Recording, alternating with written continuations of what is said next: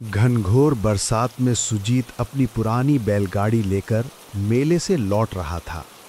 आसमान में काले बादलों की मोटी परतें उमड़ घुमट कर गरज रही थीं, मानो धरती पर टूट पड़ने को तैयार हों। बिजली की चमक जब जब आसमान को चीरती, पूरा जंगल पल भर के लिए सफ़ेद उजाले में नहा उठता और फिर अगले ही क्षण और भी भयावना अंधकार में डूब जाता। शाम ढल चुकी थी और अंधेरा अब तेजी से चारों ओर फैल रहा था। तेज हवा पेड़ों को झकझोर रही थी। सूखे पत्तों की सरसराहट किसी अनजानी आहट सी लग रही थी।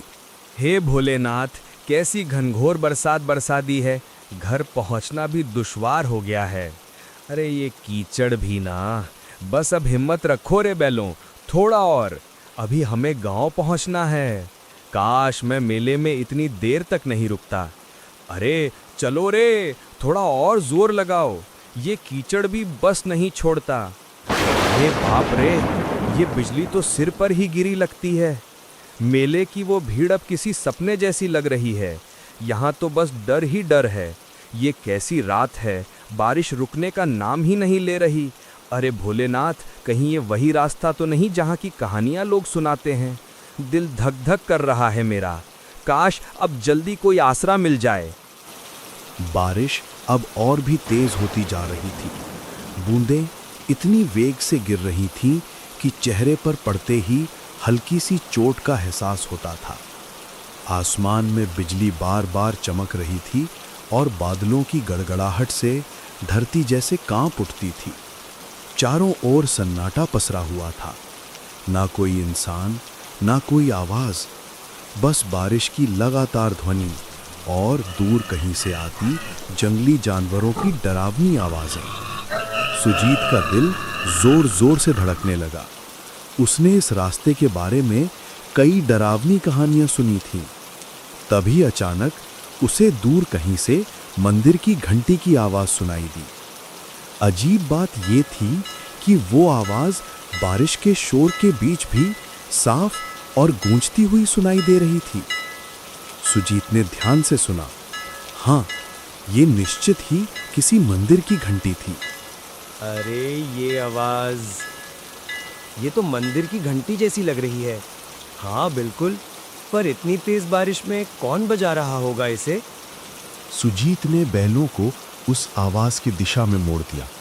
कुछ दूरी तय करने के बाद उसे घने पेड़ों के बीच एक बहुत ही पुराना शिव मंदिर दिखाई दिया। मंदिर पत्थरों से बना था और देखने में काफी जर्जर व प्राचीन लग रहा था।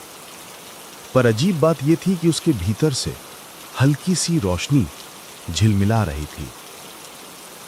सुजीत ने अपनी बैलगाड़ी मंदिर के पास रोकी और उत्सुकता व डर के मिले जुले भाव के साथ जल्दी से मंदिर के अंदर चला गया। मंदिर बाहर से जितना पुराना लग रहा था, अंदर उतना ही स्वच्छ और शांत था। शिवलिंग के सामने अगरबत्तियां जल रही थीं और चारों ओर दूध और चंदन की हल्की सी खुशबू फैली हुई थी। ऐसा लग रहा था जैसे किसी ने अभी अभी पूजा की हो, मगर वहां कोई दिखाई नहीं दे रहा था। कोई है यहाँ? कृपया बाहर आइए, मैं रास्ता भटक गया हूँ। बारिश बहुत तेज हो रही है। रास्ता कीचड़ में डूब गया है। बैल भी थक गए हैं। अगर थोड़ी देर यहीं रुक जाऊं तो कोई आपत्ति तो नहीं? अजीब है, मंदिर में रोशनी जल रही है, अगरबत्तियां भी सुलगी हैं, फिर कोई दिख क्यों नहीं रहा? कुछ देर बाद मंदिर के पिछले वाले कमरे से एक वृद्धा साधु प्रकट हुए, जिन्होंने गेरुए वस्त्र धारण कर रखे थे। उनकी आंखों में गहरी शांति थी, पर चेहरे पर किसी गहरी चिंता की छाया साफ झलक रही थी। कौन हो तुम बेटा? इस तूफानी रात में यहाँ कैसे आ पहुँचे? महाराज, मैं पास के गांव से लौट रहा था। मेला देर तक चला गया, इसलिए देर हो गई। रास्ते में इतनी भयंकर बारिश शुरू हो गई कि कुछ सूझा ही नहीं।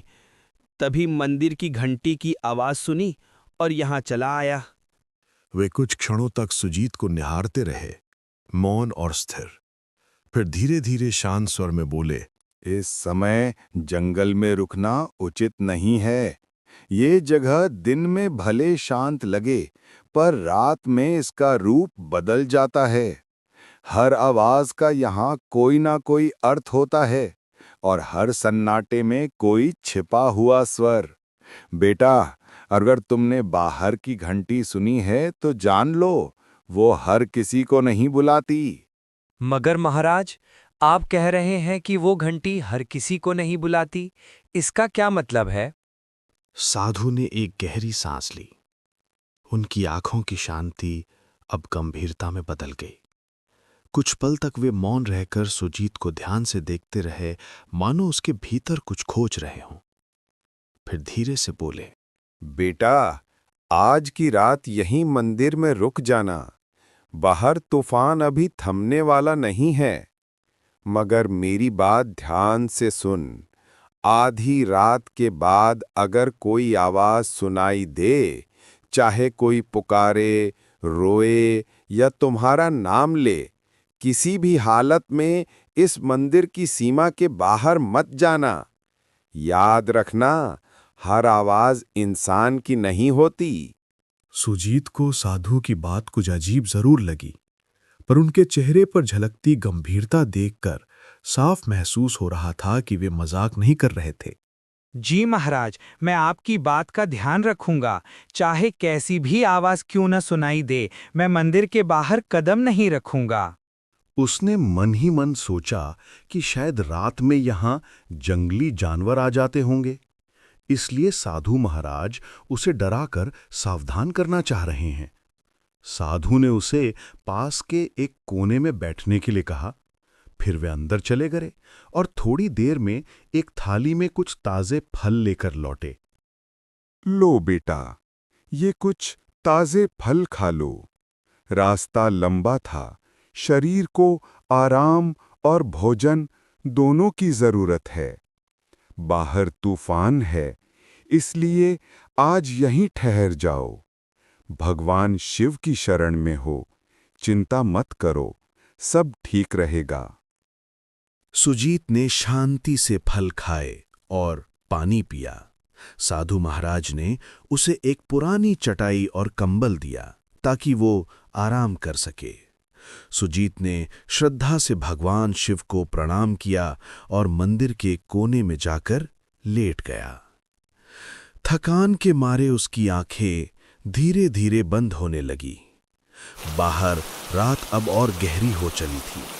बारिश अब भी जोरों पर की और हवाएं मंदिर की दीवारों से टकराकर सनसनाती हुई गुजर रही थी।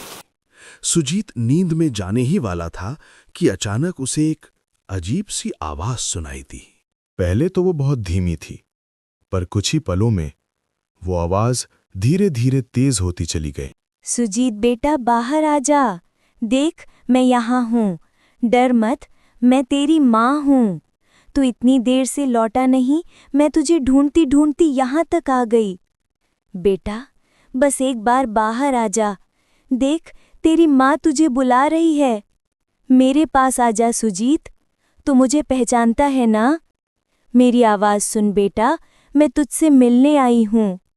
सुजीत, मेरी बात सुनो बेटा, मैं बड़ी मुसीबत में हूँ। कोई मुझे यहाँ से ले जाओ, वरना मैं बच नहीं पाऊंगी।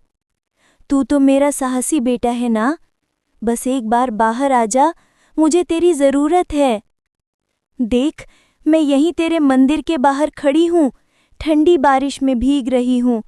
जल्दी आ बेटा, मुझे बचा ले। सुजीत की आंखें अचानक खुल गईं। वो चौंक कर उठ बैठा। उसके चारों ओर सन्नाटा पसरा था, पर वो आवाज अब और स्पष्ट सुनाई दे रही थी। अजीब बात ये थी कि वो आवाज किसी और की नहीं, बल्कि उसकी अपने माँ की आवाज जैसी लग रही थी। ये आवाज माँ की लग रही है, लेकिन माँ यहाँ कैसे हो सकती है? नहीं, ये सच नहीं हो सकता। वो तो गांव में थी, पर अगर सच में वो हैं, तो मैं कैसे अंदर बैठा रहूं? हे शिव शंकर, अब मैं क्या करूं? बाहर जाऊं या नहीं? सुजीत का दिल जोर जोर से धड़कने लगा, मानो उसकी छाती से बाहर निकल आएगा। डर और जिज्ञासा दोनों उसके मन में एक साथ उमड़ने लगे। सुजीत उठ खड़ा हुआ और धीरे धीरे मंदिर के दरवाजे की ओर बढ़ने लगा।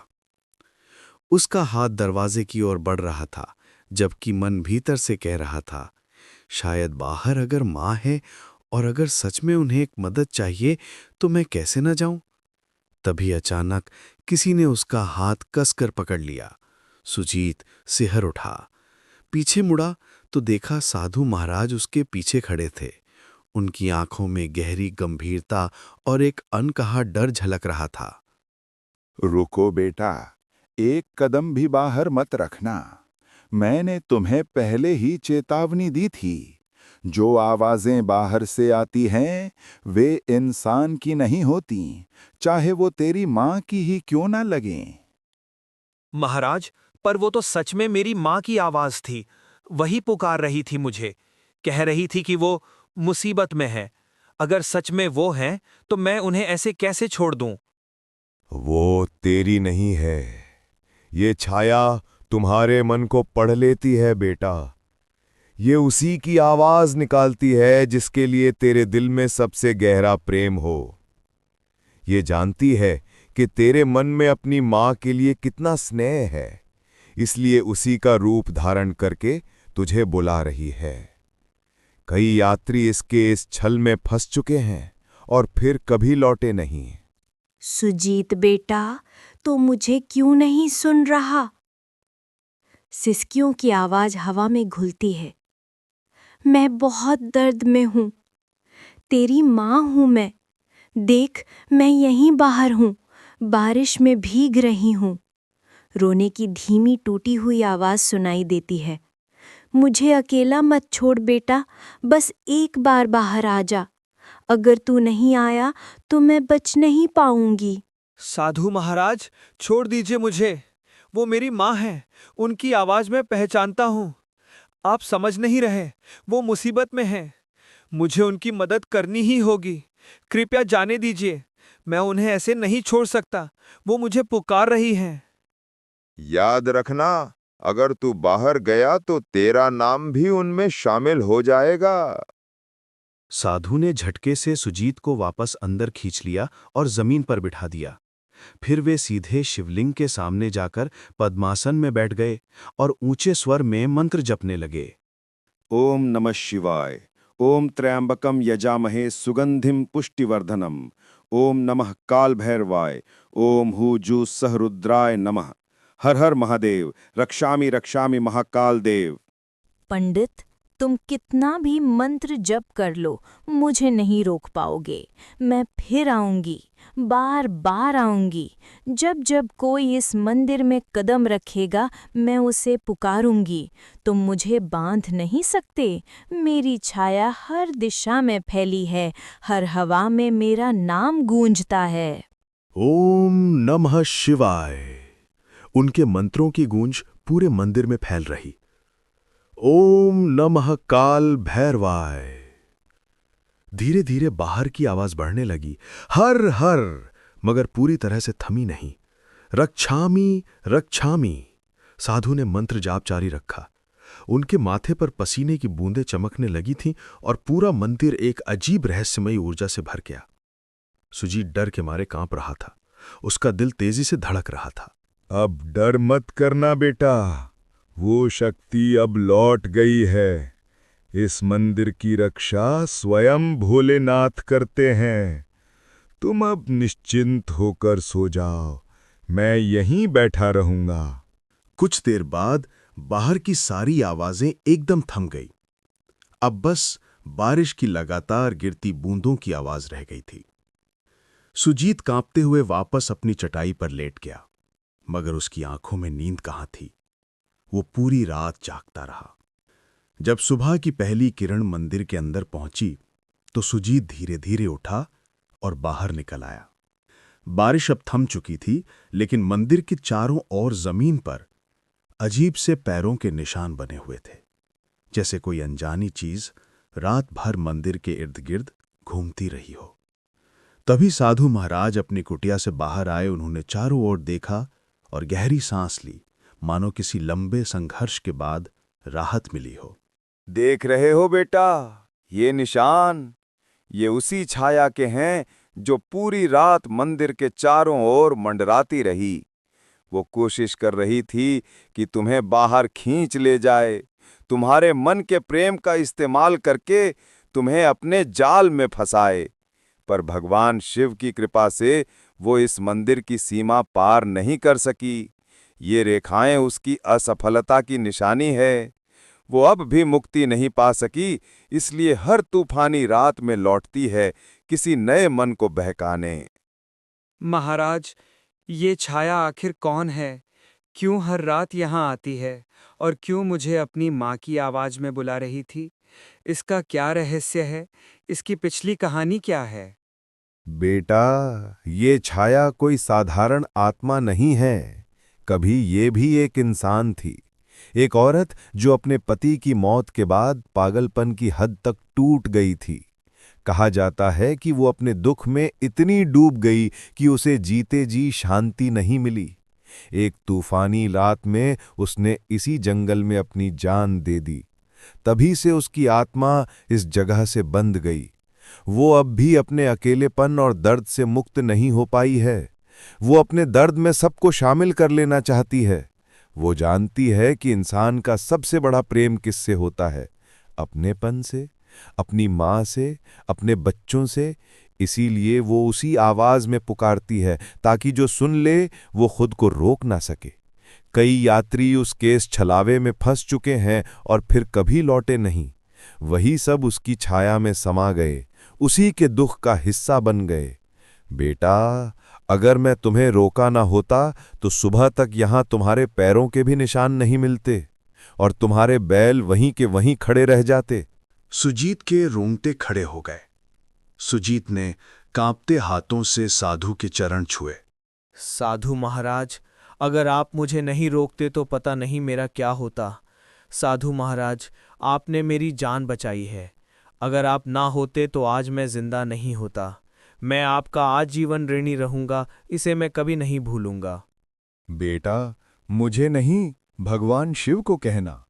उन्हीं की कृपा से तुम आज सुरक्षित हो। याद रखना, उस छाया से बचने का एक ही उपाय है, श्रद्धा और विश्वास। ये दोनों कभी मत भूलना। सुजीत ने भगवान शंकर की मूर्ति के पास जाकर श्रद्धा से प्रणाम किया। फिर वो बाहर आकर अपनी बैलगाड़ी के पास पहुंचा। दोनों बैल सुरक्षित खड़े थे, जैसे रात की भयानक घटनाओं से अनजान हों। उसने बैलगाड़ी तैयार की, साधु महाराज को अंतिम प्रणाम किया और वहां से रवाना हो गया। रास्ते भर उसका मन उसी रात की घटनाओं में उलझा रहा। वो आवाज कितनी सच्ची, कितनी जीवंत लग रही थी। उसे एहसास हो रहा था कि अगर साधु महाराज ना होते तो शायद आज वो जिंदा ना होता। सुबह की सुनहरी धूप अब पेड़ों की पत्तियों पर चमक रही थी। दोपहर तक सुजीत अपने गांव पहुंच गया। घर पहुंचते ही उसकी नजर अपनी मां पर पड़ी। वो आंगन में बैठी अपने छोटे बेटे से हंसते हुए बातें कर रही थी। मां को कुछ नहीं हुआ था, वो बिल्कुल सुरक्षित थी। अरे, ये क्या हाल बना रखा है तूने सुजीत? कांप क्यों रहा है बेटा? कहीं रास्ते में कुछ हुआ क्या? बोल ना पगले, तू ठीक तो है ना? माँ, मैं बहुत डर गया था। रात भर तुम्हारी आवाज सुनाई देती रही, इतनी सच्ची, इतनी करीब, जैसे तुम मुझे बुला रही हो। मैंने सोचा तुम किसी मुसीबत में हो। अगर साधु महाराज मुझे ना रोकते तो शायद मैं आज तुम्हारे सामने ना होता। सुजीत ने अपनी मां को रात की सारी घटना बताई। उसकी बात सुनकर मां की आंखों में डर और हैरानी दोनों झलकने लगे। धीरे धीरे ये खबर पूरे गांव में फैल गई। सबको मालूम हो गया कि उस जंगल में रात के समय कुछ अनहोनी घटती है।